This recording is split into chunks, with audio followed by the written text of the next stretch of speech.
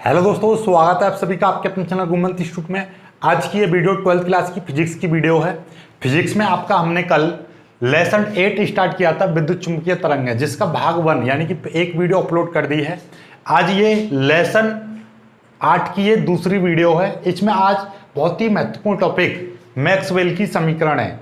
ये समझ लीजिए मैक्सवेल की 4 समीकरणें होती हैं और 4 में से एक समीकरण जरूर आपको बोर्ड में लिखने के लिए आएगी, जैसे कि गॉस का नियम, गॉस का वैद्युत नियम, ठीक है, एम्पियर का परपतीय नियम, एम्पियर का मैक्सवेल परपतीय नियम। इनमें से कोई भी 2 नंबर तो आज की वीडियो में बनने ही बनने निश्चित रूप से। 99% 2 नंबर का आपका पेपर में सवाल यहाँ से जरूर मिलेगा।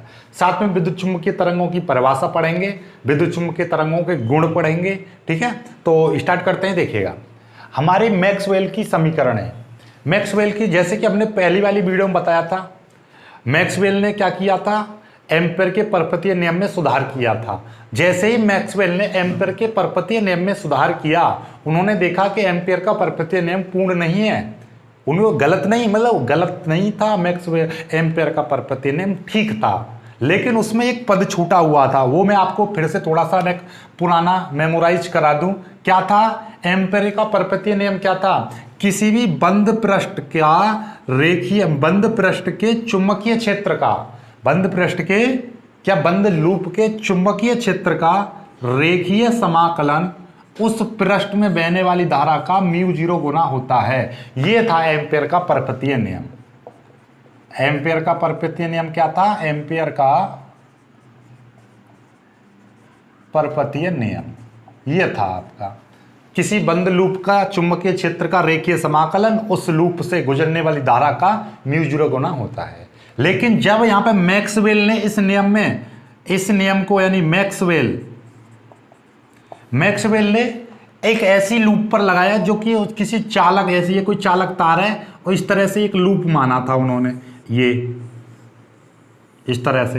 तो इस लूप से, और ये इस तरीके से, ये यहाँ पर क्या था, संधारित्र लगा हुआ था। तो मतलब उन्होंने एक ऐसी लूप मानी थी कि ये जो धारा है यहाँ तक प्रवाहित ही नहीं हो रही थी, यानी संधारित्र के बीच में होकर इन्होंने लूप निकाला था। तो इन्होंने देखा कि ये नियम यहाँ पर नहीं लग रहा है। जब ये नियम नहीं लगा तो इन्होंने, मैक्सवेल ने एम्पियर के नियम में थोड़ा सुधार करके एक नियम दिया जिसको बोला गया था मैक्सवेल एम्पियर नियम। इसके अकॉर्डिंग इन्होंने क्या बताया था, किसी भी बंद लूप का, किसी भी आकृति के बंद लूप का चुंबकीय क्षेत्र का रेखीय समाकलन उस लूप में बहने वाली चालन धारा तथा उस लूप की विस्थापन धारा के योग का μ0 गुना होता है। ठीक है, ये था, ये आपका परपतीय नियम था। वो मैक्सवेल ने सुधार किया था एम्पियर के परपतीय नियम में। एक्चुअली में क्या किया था उन्होंने कि यहाँ पे आपका देखिएगा μ0 IC प्लस इसमें μ0 और आई डी की जगह पे क्या आया था, ε0 d फाई ई बट्टे dt, यानी कि ये पद उन्होंने एक्स्ट्रा जोड़ा था जो कि मैक्सवेल के एम्पियर नियम में, यानी कि एम्पियर नियम में हम बात करें, एम्पियर का जो परपतीय नियम था वो ये था, इन्होंने दिया था। लेकिन इसको गलत नहीं बताया था, बोला था मैक्सवेल ने, ये कहा था कि ये नियम ठीक है, लेकिन ये कहीं कहीं पर यदि हम इसको लगाते हैं तो ये कहीं पर उत्तर सही नहीं देता है। कहीं पर क्या, बेसिकली स्पेशल कंडीशन, जब ये संधारित्र को एस टाइप का लूप माने कि वो आधा, यानी एक प्लेट से होकर गुजरे, तब ये नियम वहां पर सही नहीं लगता है, यानी वहां पर ये नियम काम नहीं करता है। इसीलिए मैक्सवेल ने सोचा कि इसमें कुछ ना कुछ त्रुटि है जिसको दूर करना चाहिए। उसको दूर किया उन्होंने और इस नियम को संशोधित करके ये नियम दिया, यानी कि ये जो केवल धारा का गुना नहीं होता कि लूप से गुजरने वाली धारा का ε0 गुना नहीं, लूप की कुल धारा, लूप में 2 धाराएं हो सकती हैं, एक तो इसकी चालन धारा जो नॉर्मल धारा होती है और एक इसकी विस्थापन धारा। तो विस्थापन धारा और इसके योग का μ0 गुना होता है। तो मतलब उन्होंने ये वाला पद और एक्स्ट्रा जोड़ा था। ठीक है, आप कहोगे सर हमने तो ये वाला ऐसे गोल वाला था, यानी गोल चालक उससे, और यहाँ पर हमने क्या निकाला था, बिंदु P पर जो चुंबकीय क्षेत्र निकाला था r दूरी पर, तो यहाँ पर ये वाला हमने केवल ये वाले नियम से निकाला था। तो हम ये वाला नियम लगाएंगे तो कुछ और आएगा उत्तर, और नहीं आएगा। दिमाग में एक क्वेश्चन जरूर आ रहा होगा कि यहाँ पर हम ये वाला नियम लगा रहे हैं तो हमारा ये आया था B बराबर μ0/2π I/r, इतना आया था चुंबकीय क्षेत्र। किसी सीधे धारावाही चालक तार से r दूरी पर किसी बिंदु P पर चुंबकीय क्षेत्र इतना आया था। ये कैसे निकाला था? एम्पेयर का प्रकृति नियम, क्योंकि यहाँ पे हमने एक लूप माना था इस तरह से और वहां पे निकाल दिया था। लेकिन इसी लूप पर ये वाला नियम लगाएंगे तो कुछ और उत्तर आएगा। आपके दिमाग में चल रही होगी बात, क्योंकि ये वाला पद एक्स्ट्रा है। बिल्कुल सही बात है, उत्तर अलग नहीं आएगा। इसके लिए विस्थापन धारा, इस लूप के लिए विस्थापन धारा कितनी? 0 मानी जाएगी। अर्थात विस्थापन धारा 0 मानी जाएगी तो आईडी का मान कितना लिया जाएगा? 0 लिया जाएगा। तो वो यही नियम आएगा, यही नियम लगेगा। मतलब ये है, ये जो विस्थापन धारा मोस्टली संधारित्र के केस में उत्पन्न होती है, तो वहां पर भी ये पद छूटा था संधारित्र के लिए स्पेशली। तो इन्होंने इसी नियम को आधार बनाकर फिर इन्होंने बहुत सारे, बोलते ना एक बार आदमी किसी एक थोड़ी सी उपलब्धि प्राप्त कर ले तो फिर वो और चाहता है कि और आगे बढ़े। तो इसी तरीके से मैक्सवेल फिर रुके नहीं, उन्होंने एम्पियर के नियम को संशोधित किया, फिर उन्होंने भैया आगे चल के गॉस के नियम को भी थोड़ा सा संशोधित किया। मतलब इन्होंने गॉस का, फैराडे का, इन नियमों को सभी को संशोधित करके अपने आप में 4 समीकरण बना दी। पहले तो इन्होंने क्या किया था? एम्पियर का नियम ही संशोधित किया था। लेकिन जैसे ही इन्होंने एम्पियर के नियम में संशोधित कर दिया तो इनका जो चर्चा हुई, तो इन्होंने फिर और ज्यादा वर्क किया। फिर इन्होंने भैया गॉस के नियम को भी देखा, फिर इन्होंने फैराडे के नियम को भी देखा और साथ में भैया एम्पियर के नियम को भी देखा। तो एम्पियर का नियम तो देखा ही देखा है। तो इन्होंने क्या किया? मैक्सवेल ने गॉस के, फैराडे तथा एम्पियर जैसे अनेक वैज्ञानिकों के नियमों को स्टडी करके उनमें थोड़ा संशोधित किया, यानी कि उनमें अति सूक्ष्म संशोधन करके अपने 4 समीकरणें बनाई, जिनको हम मैक्सवेल की समीकरणें कहते हैं। तो मैक्सवेल की 4 समीकरणें कहां से मिली थी? सबसे पहले तो इन्होंने एम्पियर के नियम में संशोधित किया, उसके बाद इन्होंने जब संशोधन किया तो भैया बोलते ना तू भी आ जा, तुझे भी चेक कर ले रहे। आदमी देखा, हम स्कूल में जब पढ़ने जाते थे तो वहाँ पे मतलब एक बच्चा मोबाइल ले आया, प्रिंसिपल को पता चली, उसने चेक किया, उस पर मोबाइल निकला। तो उन्होंने क्या किया? पूरी क्लास को चेक करो, कहीं और कोई तो मोबाइल नहीं लेकर आया। ठीक है, ऐसा होता है। तुमने कभी देखा होगा कि दूसरे की चेकिंग चल रही है और मतलब दूसरे का कोई काम बिगड़ गया तो आप पर भी नंबर आ जाए। घरों में भी देखा होगा, पापा छोटे भाई को या बड़े भाई को डांट लगा रहे हैं तो उनके बड़े या छोटे मतलब एक को डांट लगा रहे हैं तो दूसरे बहन भाई को भी नंबर आ जाता है कि भाई वो भी पढ़ नहीं रहा है वो। तो वही चीज़ है, जब भैया आए तो एम्पियर के नियम की बात थी, फिर गॉस, फैराडे, इन सभी नियमों को चेक किया, तो सभी में थोड़ा थोड़ा संशोधन करके इन्होंने 4 समीकरण बना दी, जिनको मैक्सवेल की समीकरण कहते हैं। राइट, अब एक एक करके समीकरण को समझते हैं। तो सबसे पहली जो समीकरण थी तो ये था वैद्युत का गॉस का नियम। पहली समीकरण ये थी। तो ये वैद्युत का गॉस का नियम क्या था? वैद्युत का गॉस का नियम क्या था? किसी भी, जैसे कि ये कोई बंद पृष्ठ है, इस पृष्ठ का वैद्युत फ्लक्स, इस पृष्ठ का वैद्युत फ्लक्स इस पृष्ठ के कुल आवेश का, इसका कुछ ना कुछ आवेश होगा, कुल आवेश का 1/ε0 गुना होता है। अरे गॉस की नियम क्या थी? यही तो थी, किसी बंद पृष्ठ का वैद्युत फ्लक्स उस, या डीए लगा दी, उस पृष्ठ के कुल आवेश का 1/ε0 गुना, गुना का मतलब गुणा, तो ये E × DA बराबर Q/ε0 ये था। तो इसको लिखना चाहो तो लिख सकते हो, मैं लिख दे रहा हूं, आप भी लिख लेना। किसी बंद पृष्ठ का वैद्युत फ्लक्स, किसी बंद पृष्ठ का वैद्युत फ्लक्स पृष्ठ के घिरे क्षेत्रफल के आवेश का पृष्ठ द्वारा घिरे क्षेत्रफल के कुल आवेश का 1/ε0 गुना होता है। ये था आपका, इसी को मैक्सवेल की प्रथम समीकरण कहते हैं। और यह समीकरण देखना जरा, वैद्युत क्षेत्र और आवेश के बीच संबंध बताती है, वैद्युत क्षेत्र और आवेश के बीच संबंध बताती है। तो पहली समीकरण किसके बीच संबंध बताती है? वैद्युत क्षेत्र और आवेश के बीच संबंध बताती है। तो ये हो गया। अब दूसरे की बात कर लेते हैं, दूसरा समीकरण और जान लेते हैं। ठीक है, दूसरा समीकरण था दूसरा है चुंबकत्व। चुंबकत्व में गॉस का नियम। दूसरी समीकरण बहुत इजी है, क्या है?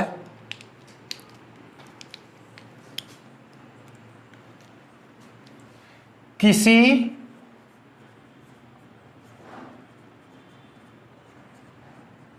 बंद पृष्ठ का या किसी बंद पृष्ठ से बद्ध, बंद पृष्ठ से बद्ध, बद्ध बोल सकते हो, या बंद पृष्ठ का चुंबकीय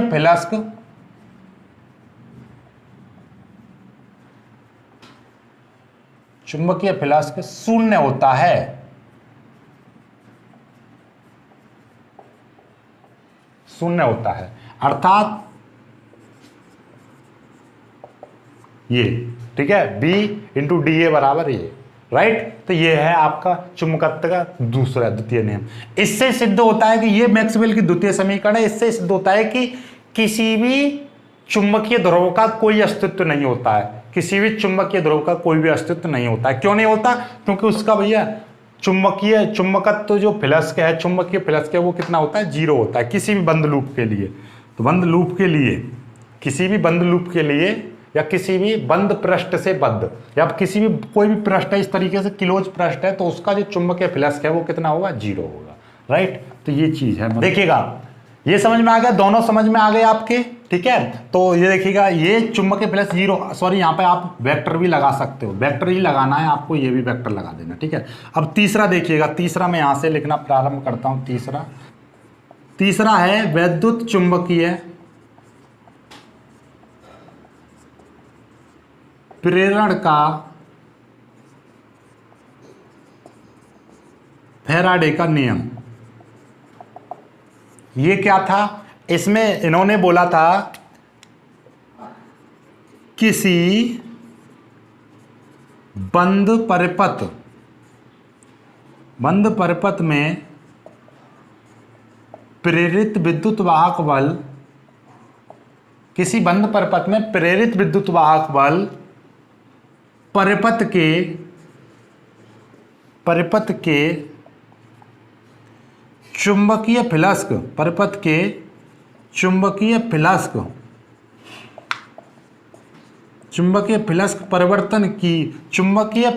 परिवर्तन की ऋणात्मक दर के, चुंबकीय फ्लक्स परिवर्तन की ऋणात्मक दर के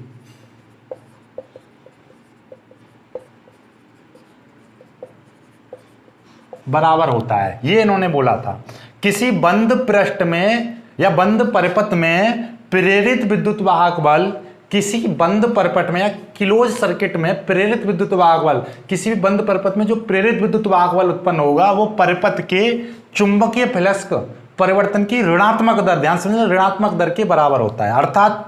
अर्थात क्या? सिंपल सी बात है, E बराबर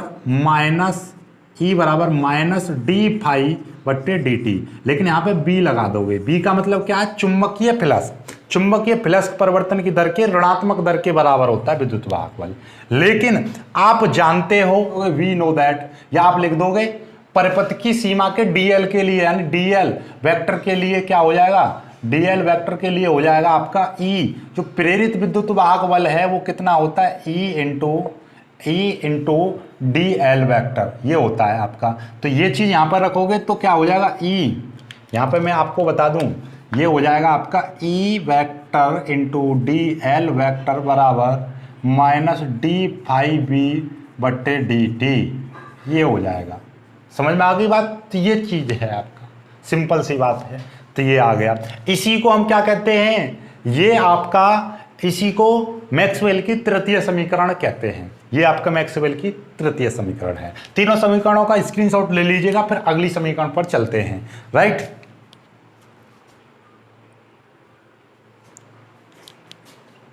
और इसी समीकरण से स्पष्ट होता है कि परिवर्ती चुंबकीय क्षेत्र परिवर्ती चुंबकीय क्षेत्र वैद्युत क्षेत्र उत्पन्न करता है। यानी कि चुंबकीय क्षेत्र में चुंबकीय फ्लक्स में परिवर्तन होता है तो उससे वैद्युत क्षेत्र उत्पन्न होता है। यही समीकरण स्पष्ट करती है।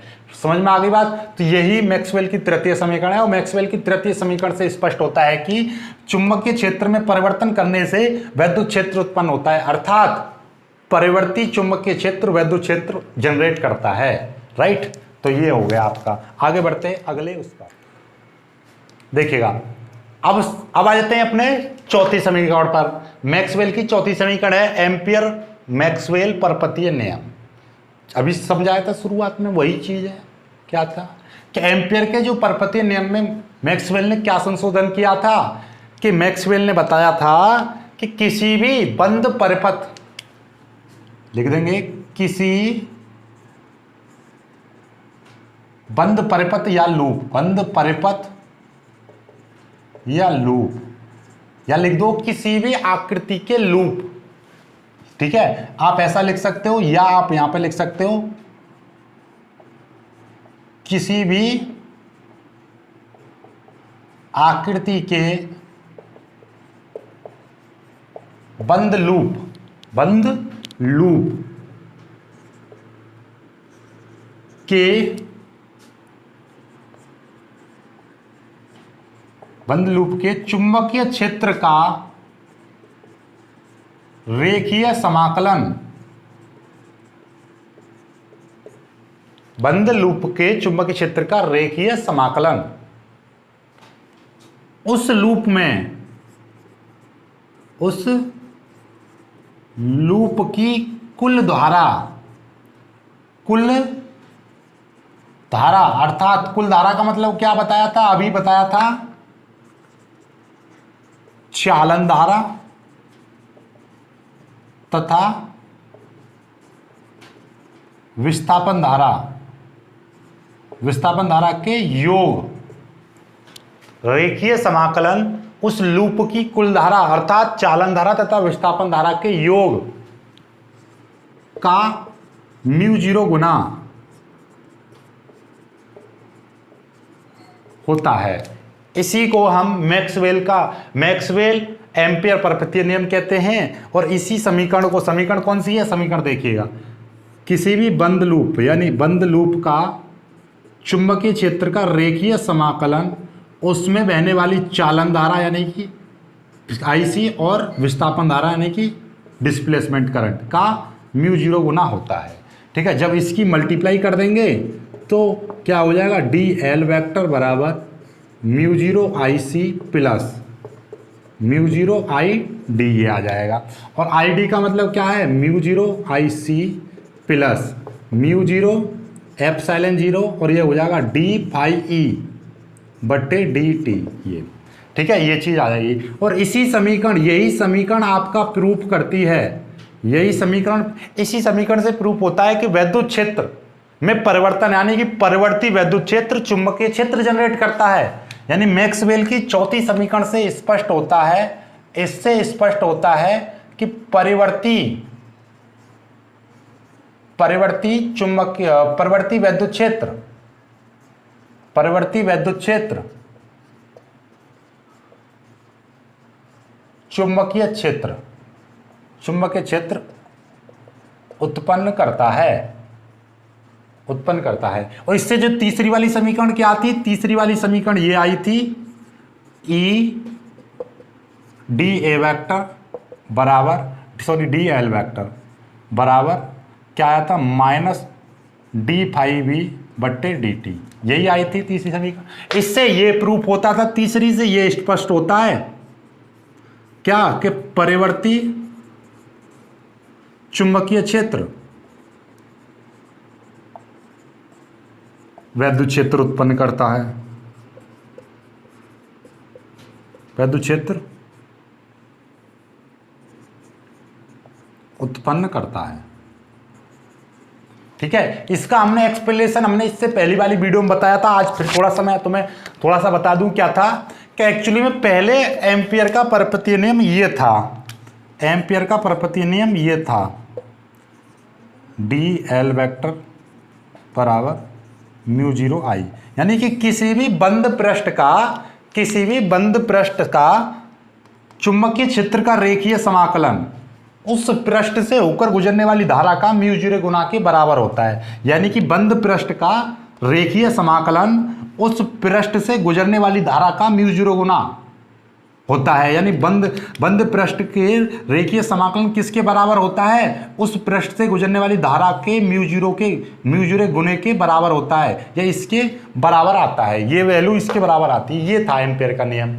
लेकिन एम्पियर के नियम में मैक्सवेल ने देखा कि इसमें त्रुटि है, और त्रुटि होने के बाद में उन्होंने बताया, गलत सिद्ध नहीं किया था, इसको बोला था कि इसमें कुछ ना कुछ पद छूट गया है। तो वो छूटा हुआ पद कितना बताया इन्होंने अपने प्रयोगों द्वारा, अपनी बात के द्वारा इन्होंने ये सिद्ध किया था। सिद्ध किसके द्वारा किया था? जो कल वाली वीडियो में हमने बताया था। तो इसी नियम को उन्होंने ऐसे फिर इन्होंने अपने नियम में यानी एम्पियर के नियम को थोड़ा सा संशोधित करके ये चीज बोला था। एम्पियर ने ये बोला था, किसी बंद लूप के चुंबकीय क्षेत्र का रेखीय समाकलन उसकी कुल धारा यानी उससे प्रवाहित होने वाली धारा का म्यू 0 गुना होता है। उसने ये बोला था एम्पियर ने। लेकिन मैक्सवेल ने इसमें आकर क्या बोला कि लूप की कुल धारा अर्थात चालन धारा और विस्थापन धारा के योग, चालन धारा और विस्थापन धारा के योग का म्यू 0 गुना होता है। ये चीज बताई थी इन्होंने।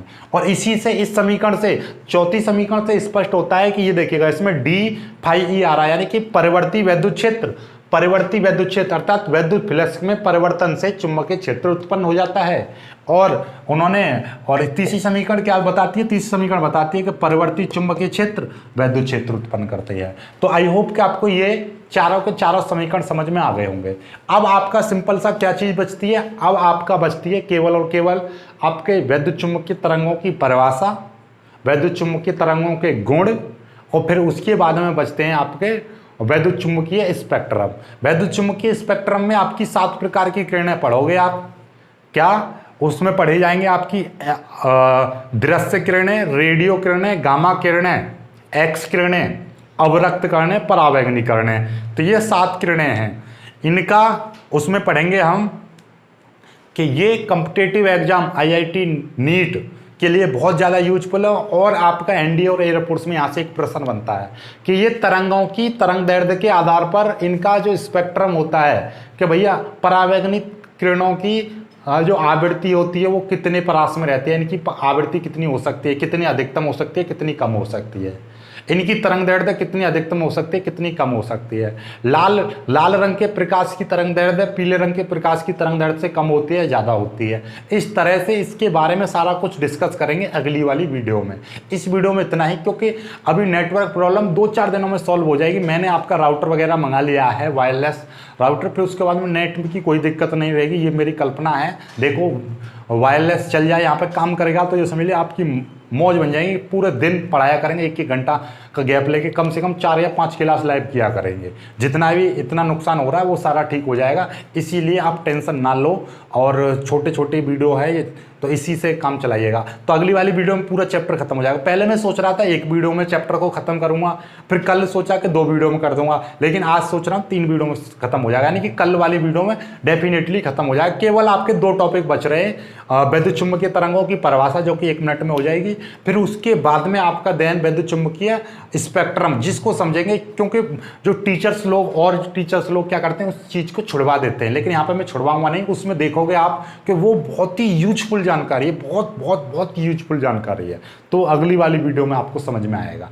ठीक है, जैसे परावैंगनी किरणें का कौन सी सन में इसकी खोज हुई, किसने खोज करी, ठीक है, कैसे खोज हुई, इसकी तरंग दैर्ध्य कैसे होती है, ठीक है, ये कैसे चलती है, इनके गुण, इसके क्या उपयोग होते हैं। एक्स किरणें क्या विद्युत चुंबकीय तरंगें ही होती हैं, एक्स किरणें। तो ये इस तरह से, तो ये चैप्टर तब जाके खत्म होगा कल वाली वीडियो में। आज की वीडियो में विद्युत चुंबकीय तरंगों की परिभाषा बता दूंगा, तो कल फिर मुझे बतानी पड़ेगी, इसलिए कल एक साथ बता के और एक साथ ही खत्म करा दूंगा। ठीक है, आई होप कि आप समझ पा रहे होंगे मेरी प्रॉब्लम को। थोड़ा सा नेटवर्क का इशू है, ये कंप्लीटली फिलेंस हो जाने दो, फिर आपका फिर से एक बार और कराएंगे लाइव में सारा कुछ। ठीक है, तो वैसे तो मैंने कोई डाउट छोड़ा नहीं है आपका इन चीज़ों को। और इन 4 समीकरणों को याद कर लो, 4 में से एक आपका बोर्ड में देखने को जरूर मिलेगी, इसलिए इन समीकरणों को याद कर लो, इनकी परिभाषा को आप याद कर लीजिए। तो मिलते हैं एक खूबसूरत सी वीडियो में, तब तक के लिए बाय बाय।